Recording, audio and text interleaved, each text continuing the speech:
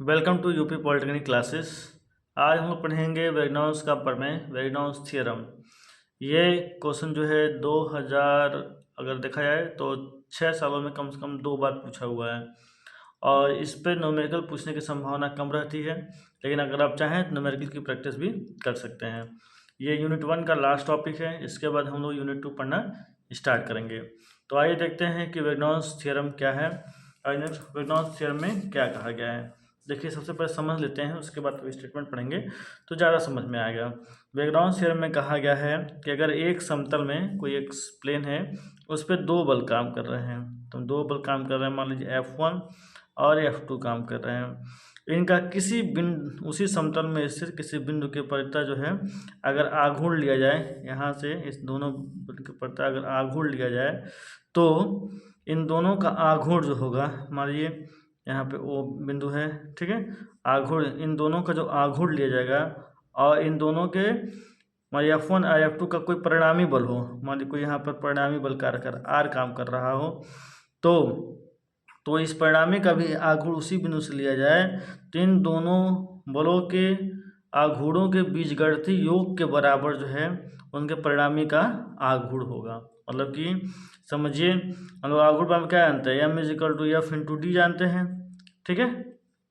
तो अगर इसका भी आघूर्ण लिया जाए M1 हो जाएगा, इसका भी आघूर्ण लिया जाए M2 हो जाएगा, ठीक है। तो और इन दोनों का परिणामी जो है F1 F2 का परिणामी R है, इसका भी अगर हम लोग वो लिया जाए, क्या बोलते हैं, आघूर्ण लिया जाए, यानी कि M=F×D, ठीक।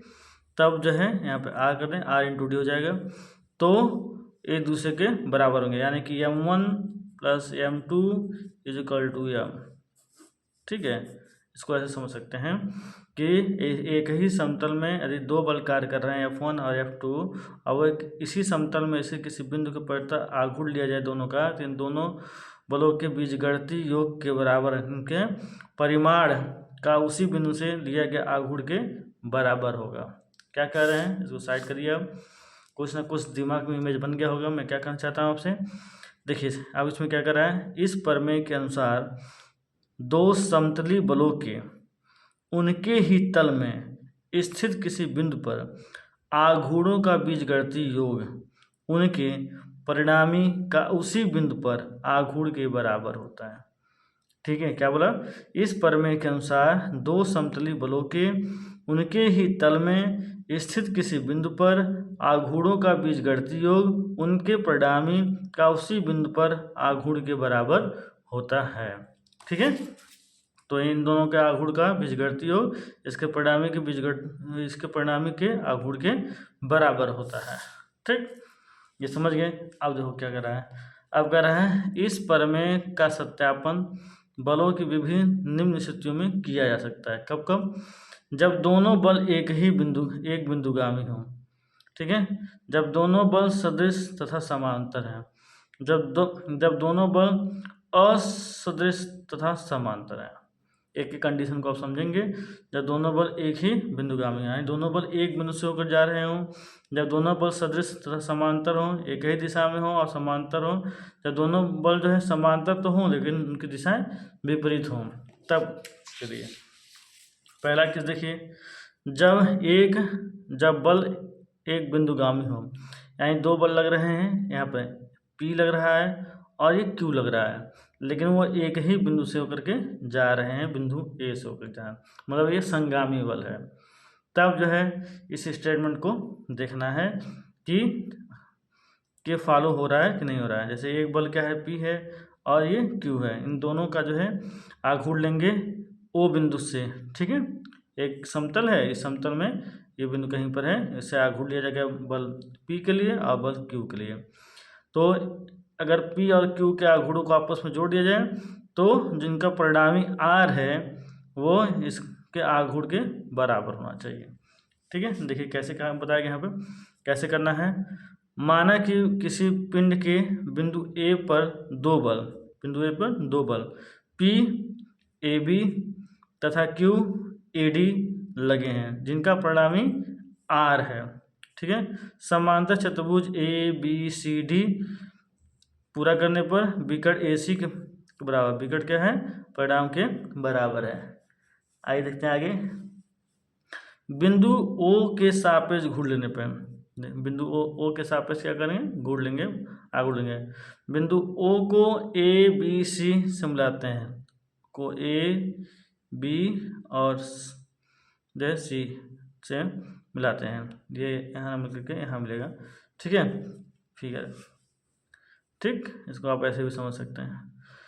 तो मिलाते हैं।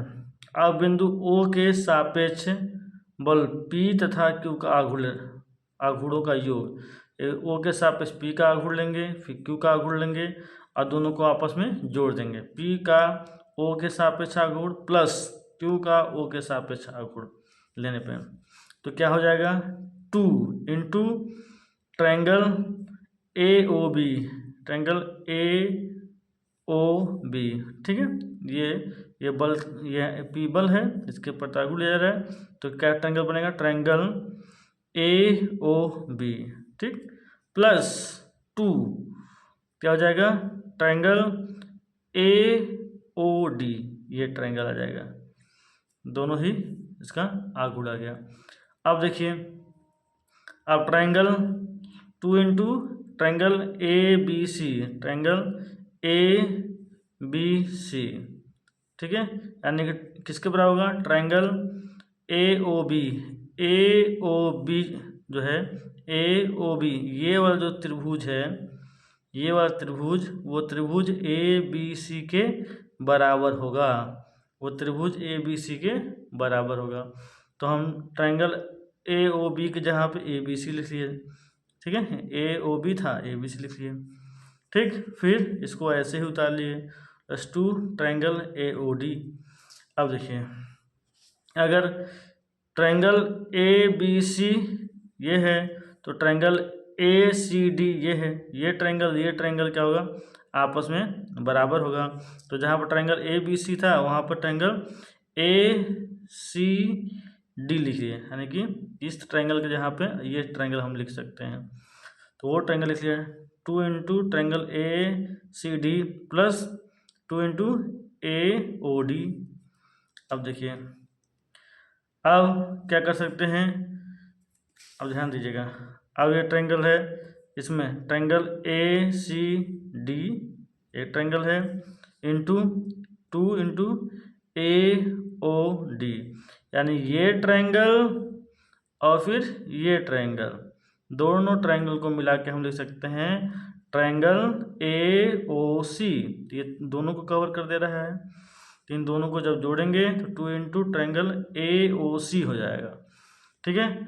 और ये किस बल के प्रति आ रहा है, R के प्रति आ रहा है, यानी आघूर्ण जो है R के प्रति लिया गया है, तो बिंदु O के सापेक्ष परिणामी R का आघूर्ण हो गया, यानी कि P का O के सापेक्ष आघूर्ण प्लस Q का O के सापेक्ष आघूर्ण बराबर बिंदु O के सापेक्ष परिणामी R का आघूर्ण, यानी इन दोनों के आघूर्णों के योग के बराबर परिणामी का आघूर्ण है। इससे ये सिद्ध होता है कि लामिक प्रमेय जो है, जो कह रहा है वो सही है। बिंदुगामी वाला स्टेटमेंट समझ में आया कि कैसे हुआ। अगर समझने में ज़्यादा समस्या है तो वीडियो को फिर से पीछे करके इसको देखिए, समझ में आ जाएगा। अब हम दूसरा केस देखते हैं, जब जो है दो बल जो है एक दूसरे के समांतर हैं और सदृश, यानी कि एक दूसरे के एक ही साइड जो है बल लगा हुआ है। In the case of like parallel force, इसमें दिशाएं जो है एक दूसरे के तरफ हैं और एक दूसरे के समांतर हैं। देखिए, ए बिंदु पर बल लगा है P, B पे जो लगा है वो Q है, और P और Q का जो परिणामी लगा वो C से लगा है, और परिणामी P प्लस Q है, क्योंकि दोनों एक ही दिशा में हैं, ठीक है। और जो आघूर्ण ले जाएगा वो O से लिया जाएगा, जो इसी लाइन पे आगे है, O पे है, ठीक है। तो देखिए क्या कर रहा है, दो समदिश समांतर बल P तथा Q क्रमशः बिंदुओं A तथा B पर लगे हैं, इनका परिणामी R = P प्लस Q है, जो बिंदु C पर क्रिया करता है। हमें बिंदु O के सापेक्ष आघूर्ण लेना है, O यहाँ पर है। बिंदु O के सापेक्ष बल P तथा Q के आघूर्णों का योग, यानी P से आघूर्ण लेंगे इधर और Q से आघूर्ण लेंगे, दोनों को आपस में जोड़ देंगे। देखिए जब P का आघूर्ण लेंगे तो क्या हो जाएगा, P बल है और डिस्टेंस हो जाएगा P इंटू ओ ए, ये क्या है डिस्टेंस। मोमेंट इजकल टू क्या होता है, फोर्स इंटू डिस्टेंस। तो फोर्स P है और डिस्टेंस क्या है ओ ए, यानी P into O A plus Q का लोगे तो Q into O B, into O B, तो ये हो गया मोमेंट। अब देखिए अब हम लोग क्या करेंगे, इसको C को इंक्लूड करेंगे इसमें, तो क्या करेंगे P इंटू, अगर हम OC में से यहाँ से OC लें और AC को घटाएं तब पर भी इतना ही बच जाएगा। देखिए AOA कितना है, यहाँ से यहाँ तक है, ठीक है। अगर हम यहाँ से यहाँ तक ले करके और AC को घटा दें तब पर भी इतना ही बच जाएगा, वैल्यू में कोई चेंजिंग नहीं आएगा। तो यही काम हम लोग यहाँ करेंगे कि OA के जहाँ पे क्या लिखेंगे OC माइनस AC, तभी कितना बच गया, इतना ही बच गया, ठीक है, प्लस Q।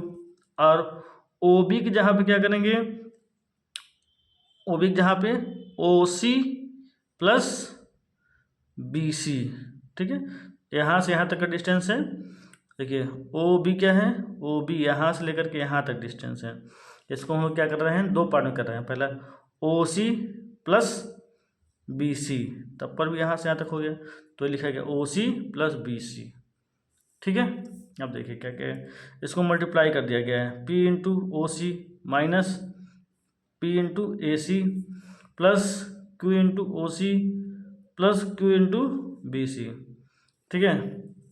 अब देखिए आप देखेंगे P into AC, P into A, P into AC और Q इंटू BC, ये वाला डिस्टेंस आपस में क्या है, बराबर है। तो ये भी क्या है, आपस में बराबर है। जब ये बराबर है तो ये और ये कट जाएगा, तो क्या बचेगा, क्या OC को कॉमन ले लेंगे, यहाँ भी OC है यहाँ भी OC है, कॉमन ले लेंगे, P और प्लस Q बचेगा, P प्लस Q।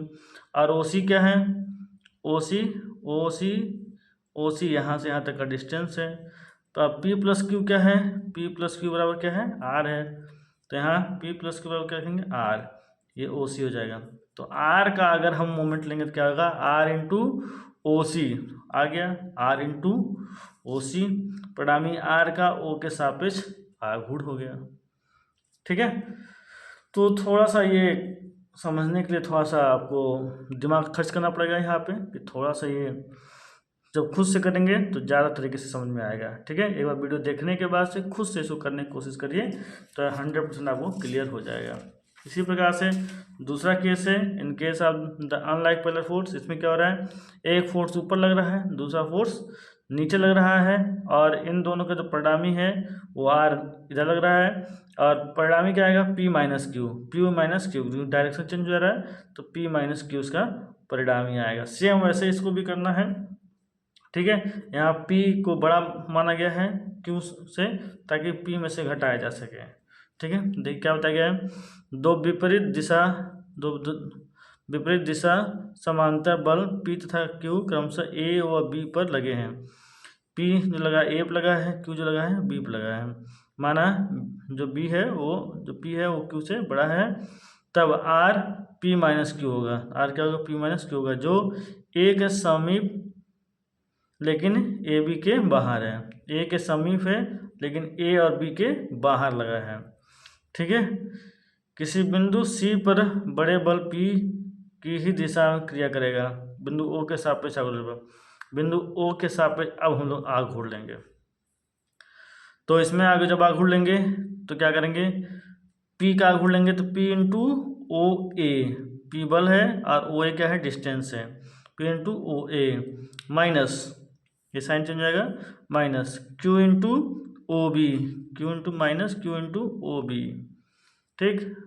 अब ओ ए को क्या लिख सकते हैं, ओ ए को क्या लिख सकते हैं OC प्लस AC, लिखेंगे P into OC plus AC minus Q।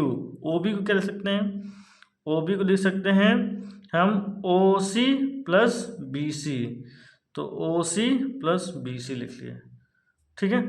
अब देखिए इसको खोल देंगे, P into O C plus P into A C minus Q into O C minus Q into B C, ठीक है। P इंटू, अब देखिए P इंटू ए सी और Q इंटू ए बी, ये डिस्टेंस आपस में क्या है, बराबर है, तो मोमेंट भी क्या होगा, बराबर होगा, बल का मान भी बराबर है। तो ये और ये कट जाएगा, क्योंकि आपस में बराबर है। चाहे इसको एक लाइन बढ़ा करके इसका मान रिप्लेस करके रखिए तब बराबर कट जाएगा, ताकि इसको दिखा के यहीं काट दीजिए, बराबर हो जाएगा। तो क्या ओ सी यहाँ भी है, ओ सी यहाँ भी कॉमन ले लीजिए, तो P माइनस क्यू बचा। P माइनस क्यू क्या है, R है, R लिख दिए। अगर यहाँ से हम मोमेंट लेते क्या था, R इंटू ओ सी, तो यही आ गया R इंटू ओ सी। जैसे क्या कहेंगे, बिंदु O के सापेक्ष परिणामी R का घूर्ण कहेंगे। ठीक है, यहाँ भी ये बात सिद्ध हो गया। तो ये नॉन थ्योरम जो है, ये स्टेटमेंट जो है यहाँ से प्रूफ हो गया। तो वास्तव में अगर पेपर आप देखेंगे तो पेपर में प्रूफ वगैरह बहुत ज़्यादा नहीं पूछा है, स्टेटमेंट ही पूछता है। लेकिन अगर आपको नंबर पाना है, तीनों स्टेटमेंट ये तीनों आप दिखा दीजिएगा कि तीन ये केस है, इसमें से जो भी आप आसान लगे वो एक करके दिखा भी देंगे, तब पर भी आपको अच्छा नंबर मिल जाएगा। ठीक है, अगर आपके पास पर्याप्त समय है तो तीनों डेरिवेशन आप जो है वहाँ पे कर सकते हैं। ठीक है, तो उम्मीद है आपको समझ में आया होगा। अगर समझ में आया है तो इसको कम से कम एक बार प्रैक्टिस जरूर करिएगा। अगर आप प्रैक्टिस नहीं करेंगे तो आपको बिल्कुल भी ये नहीं आएगा, एग्जाम में आप करके नहीं आ पाएंगे। तो कम से कम एक बार इसको बैठ करके इत्मीनान से रफ कॉपी ले करके उस पर करिए, आपसे हो रहा है कि नहीं हो रहा है। नहीं हुआ तो वीडियो को एक बार देख के फिर से समझिए, तो आपको करने आ जाएगा। मिलते हैं नेक्स्ट वीडियो में, और नेक्स्ट वीडियो में हम देखेंगे यूनिट 2 को। Okay, thank you.